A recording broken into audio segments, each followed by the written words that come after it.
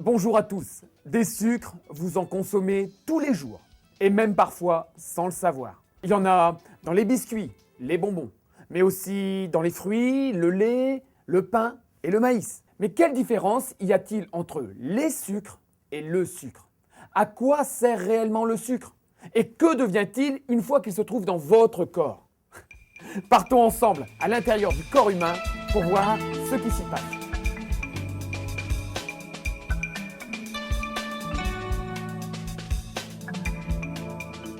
Dans un premier temps, il est important de retenir que le sucre est un glucide.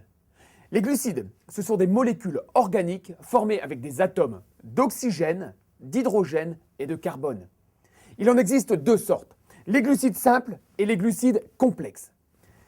Les glucides simples sont communément appelés sucres. Ils sont naturellement présents dans le lait sous la forme de lactose ou dans les fruits sous forme de saccharose et fructose. Ce sont les glucides simples qui possèdent un pouvoir sucrant.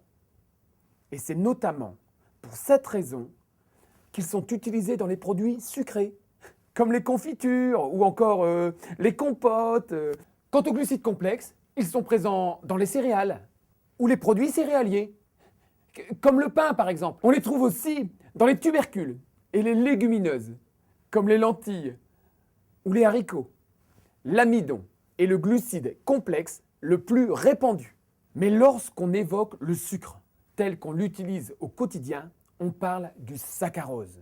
Le saccharose est une molécule organique composée de carbone, hydrogène et oxygène. C'est un sucre double formé d'une molécule de glucose et d'une molécule de fructose.